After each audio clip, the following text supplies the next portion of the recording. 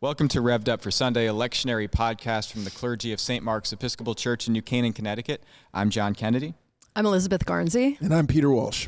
And our text today is for the 6th Sunday after the Epiphany, and it is the beginning of Jesus' Sermon on the Plain. But plain his words are not.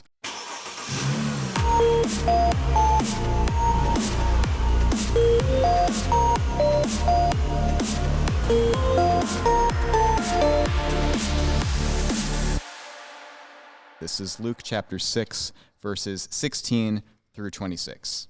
Jesus came down with the 12 apostles and stood on a level place, with a great crowd of his disciples and a great multitude of people from all Judea, Jerusalem, and the coast of Tyre and Sidon. They had come to hear him and to be healed of their diseases. And those who were troubled with unclean spirits were cured. And all in the crowd were trying to touch him, for power came out from him and healed all of them. Then he looked up at his disciples and said, "Blessed are you who are poor, for yours is the kingdom of God. Blessed are you who are hungry now, for you will be filled. Blessed are you who weep now, for you will laugh. Blessed are you when people hate you, and when they exclude you, revile you, and defame you on account of the Son of Man. Rejoice in that day and leap for joy, for surely your reward is great in heaven. For that is what their ancestors did to the prophets. But woe to you who are rich, for you have received your consolation. Woe to you who are full now, for you will be hungry. Woe to you who are laughing now, for you will mourn and weep. Woe to you when all speak well of you, for that is what their ancestors did to the false prophets."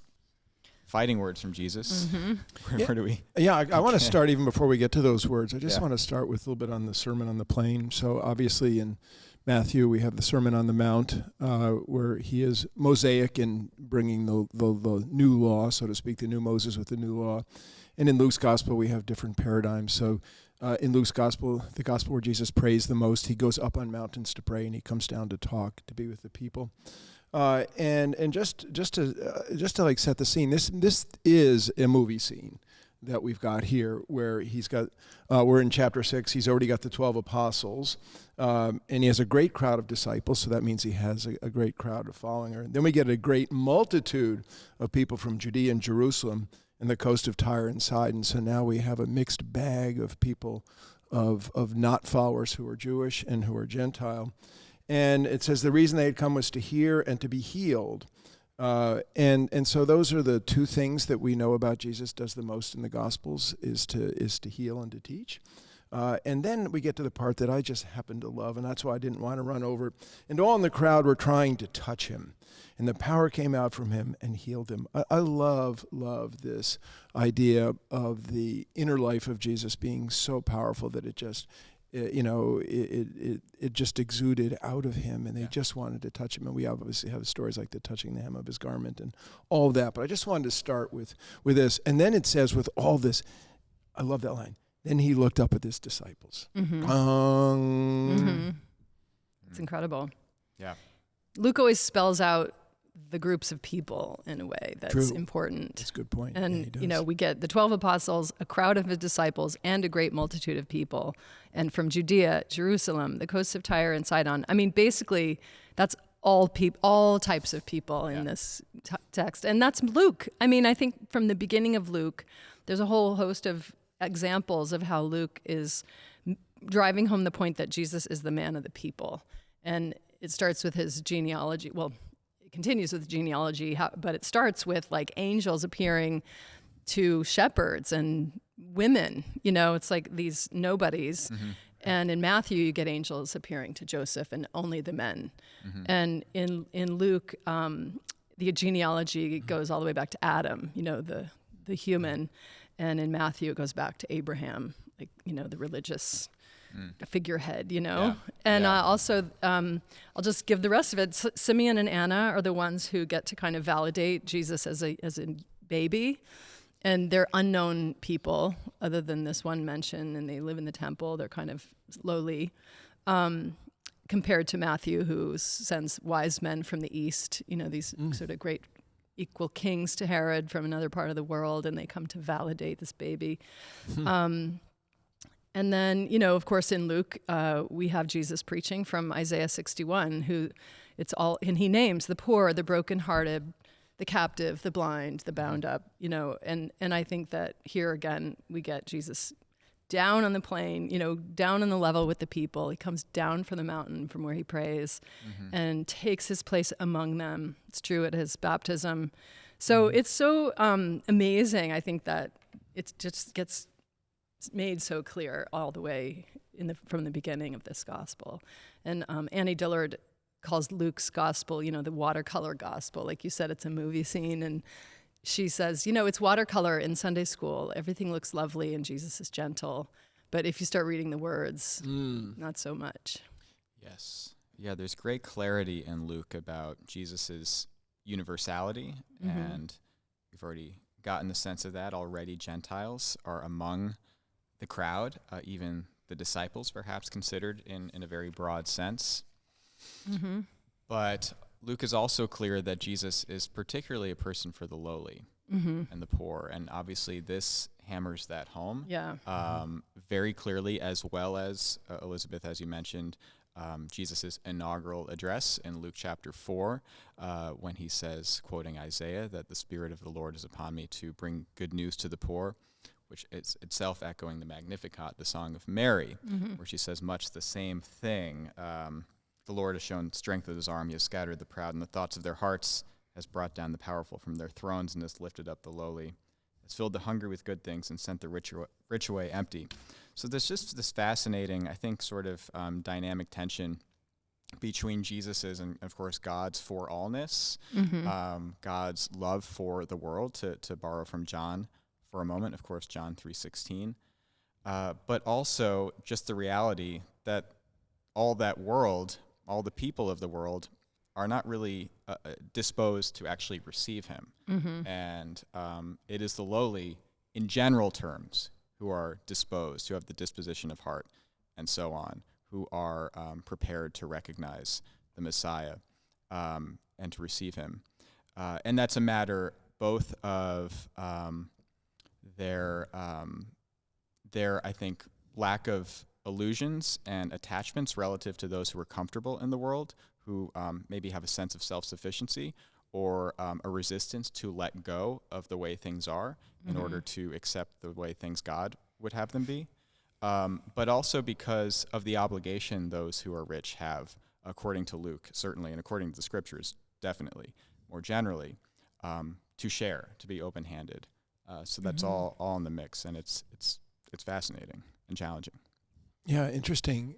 I thought you were going to say that most of the world is poor.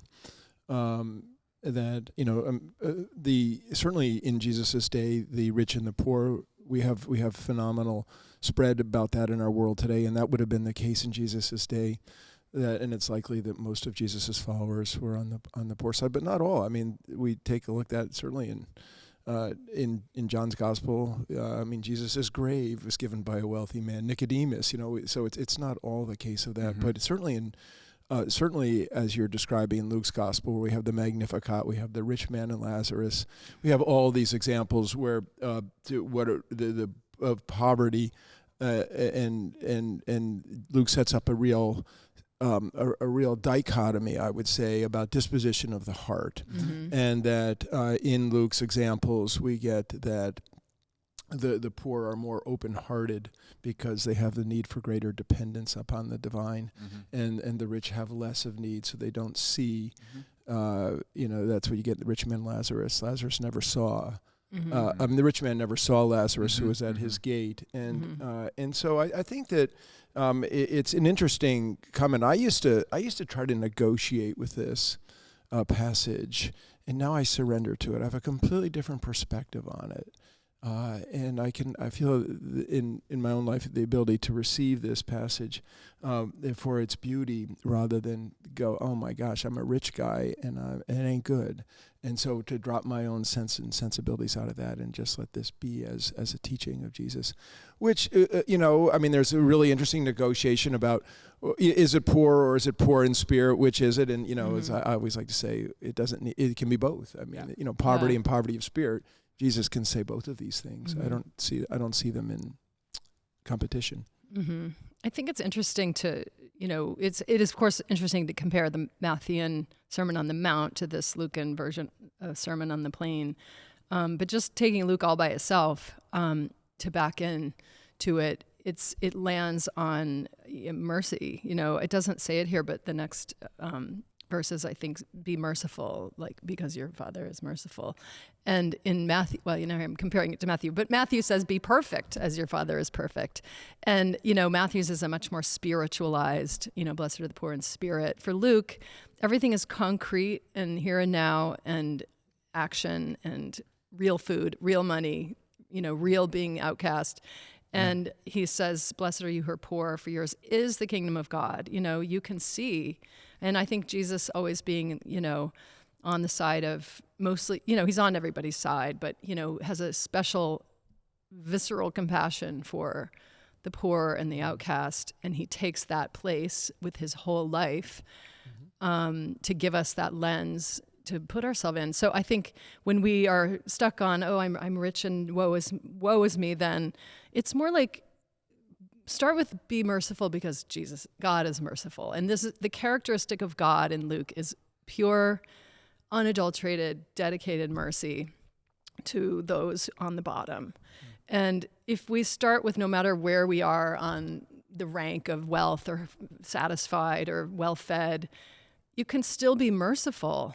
I mean, that's how you enter into the picture, is to, whatever you've got, be merciful with it and, move into this place of the poor and join them. Jesus joins them, So I think that's a good way to kind of frame Luke, is like, you're not getting punished for having money. You're punished for not being merciful. Well, punished. It's its own punishment, as it says right here. You have received your consolation. That's all you get. And the woe is like, look out. It's not such a secure situation as you think.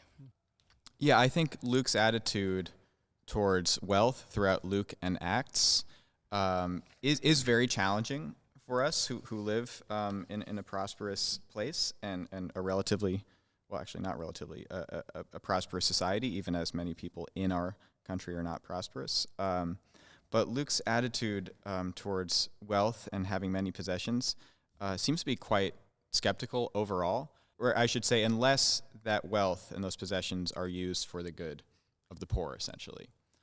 So there's obviously a place in Luke's narrative for those with means using that abundance of theirs for the service of God, and that being praiseworthy, that being good. There's not a sense that those people need to become poor in order to enter the kingdom of God, I don't think. But there is, I think, clearly a Lucan sense of the rich's responsibility to use their riches in the service of God and therefore in the service of the poor. And as the question of, these woes, super challenging. Matthew just deletes the woes, right? Luke has 4 beatitudes and 4 woes. They're totally corresponding. Luke has these juxtapositions of poor and rich, hungry and satisfied, those grieving, those laughing, the outcast, and the socially acceptable. Matthew has 8 beatitudes, and I mean, there's a lot of very challenging words in the Sermon on the Mount. The Sermon on the Mount is not like the easy version in general terms, but it just happens to have some different content, and this is one of those places.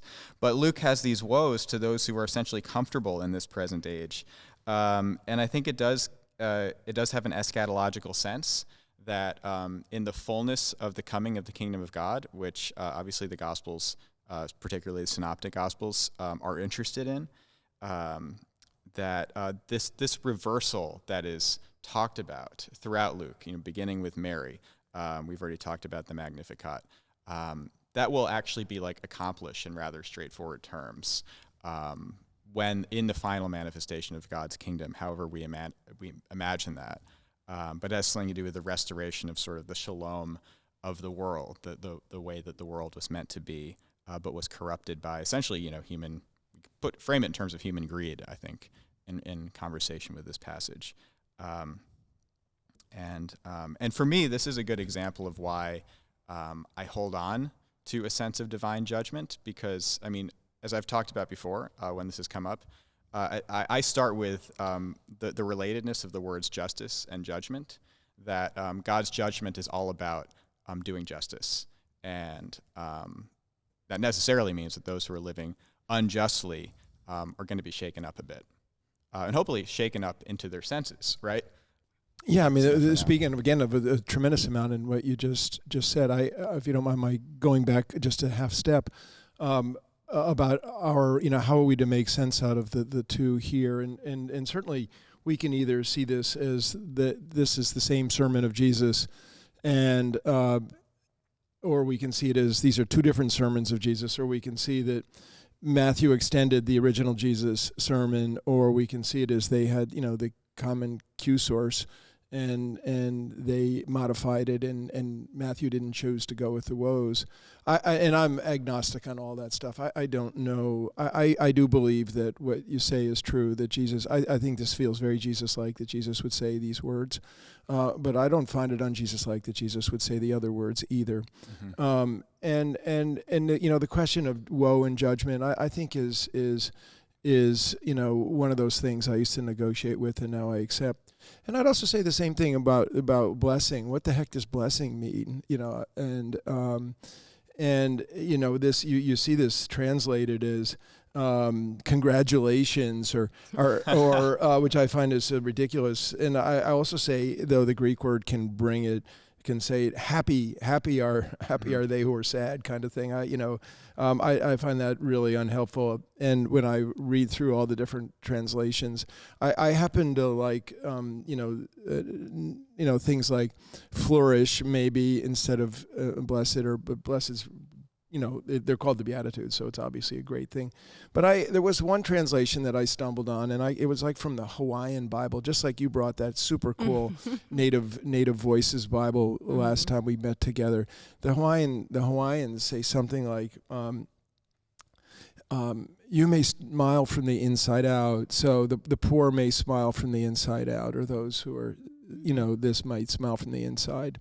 And I like that because it has to do with a deep disposition, of a divine disposition of the heart or the soul, and which means that you can experience even a deep joy in your sadness or something like that. And I think that perhaps gets at it, not just that this is involved with judgment that either isn't happening now or will happen on the day, because it does say in here on that day, and. How do we even understand this? Because we always consider the Beatitudes Jesus' highest teaching. But when you really look at them, they do leave you a little bit like this. Now, wait a minute. What do I make of the highest teaching? Mm-hmm.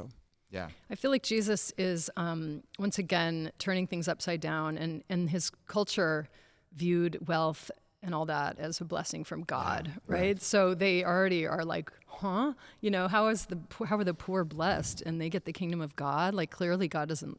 He's already not smiling on them, or otherwise they would have all this food and wealth. Yeah. So he's turning that upside down.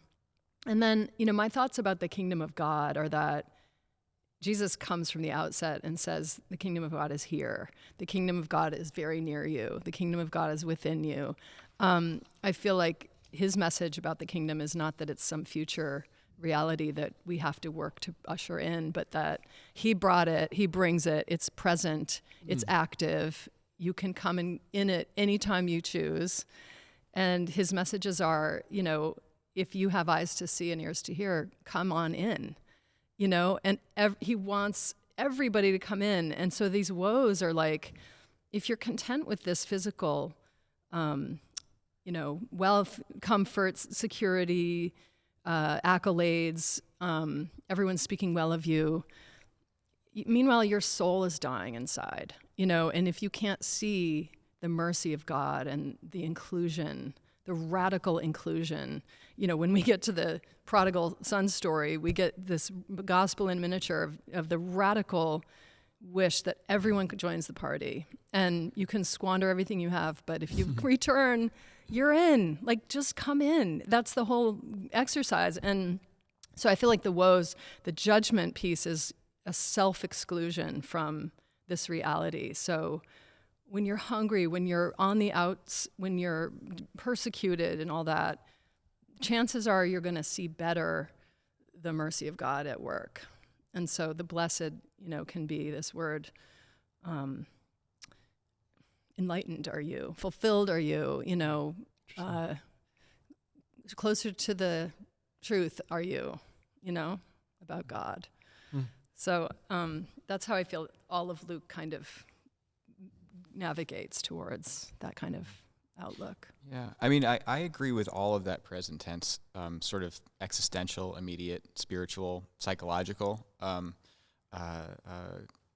those qualities of Jesus' teaching. And for me, in sort of a pragmatic and personal sense, they are primary because I don't live my life with the expectation that that day, right, the eschaton is coming tomorrow. Although perhaps I should, based on Jesus' teachings later in Luke and the other Gospels. I certainly try to live in a way that's like ready for that, whatever that might mean exactly. I think the scriptures tell us sort of enough. But I don't live my life like expecting it. I live my life in a sense, in the sense of trying to live in communion with God now. And as a Christian and certainly as a priest, trying to, do my small part in helping others do the same. So I'm totally with you on all of that. But I do think there's a very sort of a deep Jewish sense of God's justice coming to the world in sort of a final sense, not that we usher in. And I think that's a mistake that so many sects, religious sects, have made and still make, that we can establish the kingdom. We see this across some Christian groups and Islamic groups as well, that think that by arranging certain geographical things or fulfilling certain prophecies that they interpret in a particular way, they can kind of bring down heaven in a way. And I think that's very dangerous and certainly misguided. But I think there's a sense in which I see a sense in which the New Testament calls the people of God, the new people of God formed around Jesus, to be people who wait for something that is, as Fleming Rutledge says, we are people oriented towards that which is yet to come. And in thinking about this passage and the woes and so on, I thought about Leonard Cohen, who I often think about in conversation with the scriptures, because he was such a beautifully and deeply Jewish man. And in a couple of his songs, I thought he gave sort of good sense to this Jewish sensibility of justice. In his song, Tower of Song, he says that the rich have got their channels in the bedroom of the poor, but there's a mighty judgment coming. But then with this typical humor says, but I might be wrong. But and then in another song, Anthem, he says, I can't run no more with that lawless crowd while the sinners in high places say their prayers out loud, but they've summoned up a thundercloud. That sense that God will set things right, and that is good news, maybe for most of the world, hopefully for most of the world, certainly for the world as a planet, and for all creation. But there are those who are so attached to their comfort, to their wealth, to their status, that having that pride loose in the name of justice is going to be painful. Not condemnatory necessarily, but painful.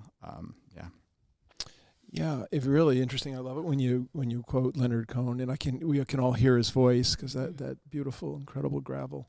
I know we have to finish up here. I just say two things quickly. One is Jesus embodied these, so he was, he was the description of what he's saying. Blessed are. There's some emotional language in here that we might need to put on some scriptural glasses to interpret a little bit.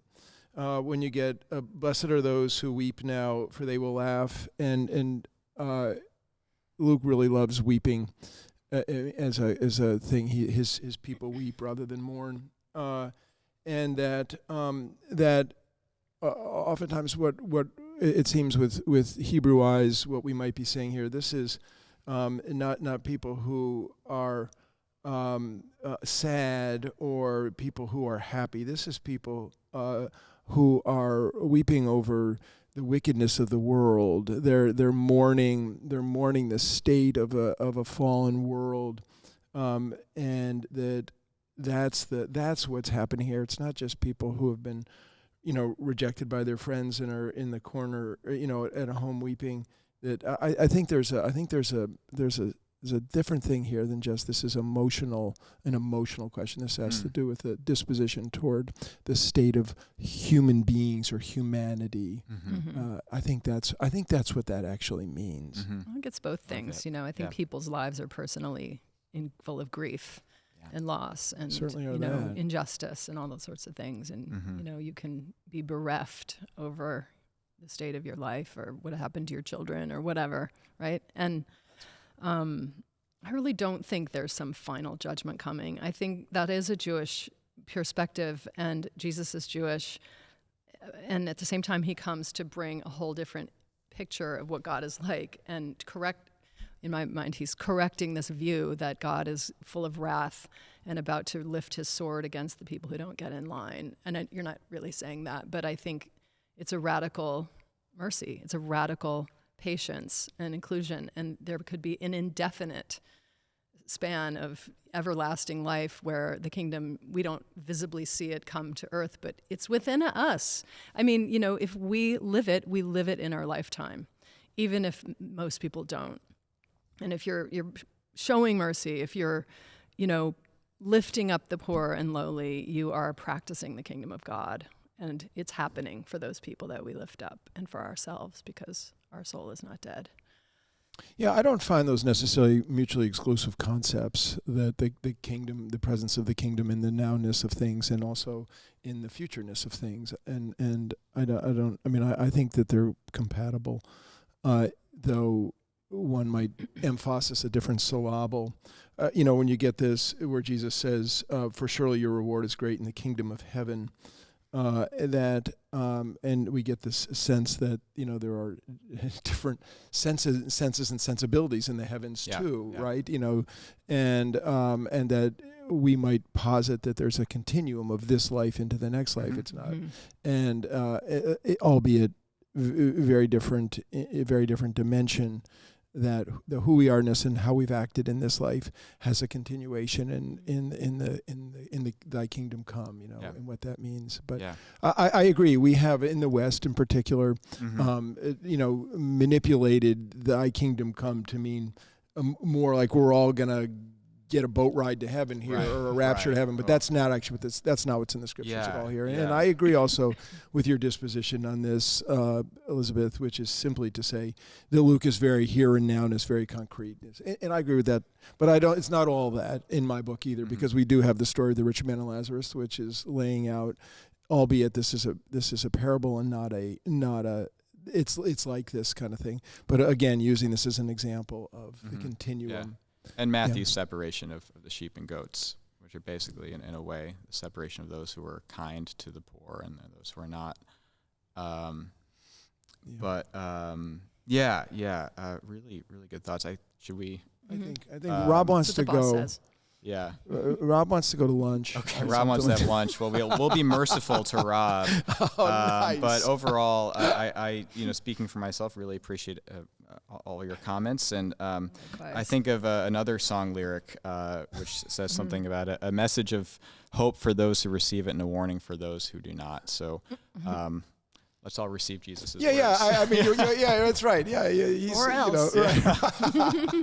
That's good. Yeah, well, thank you. And we love knowing that you're with us. So let us know that you're with us and like, comment, subscribe, all that good stuff. And we'll see you next time. Peace be with you.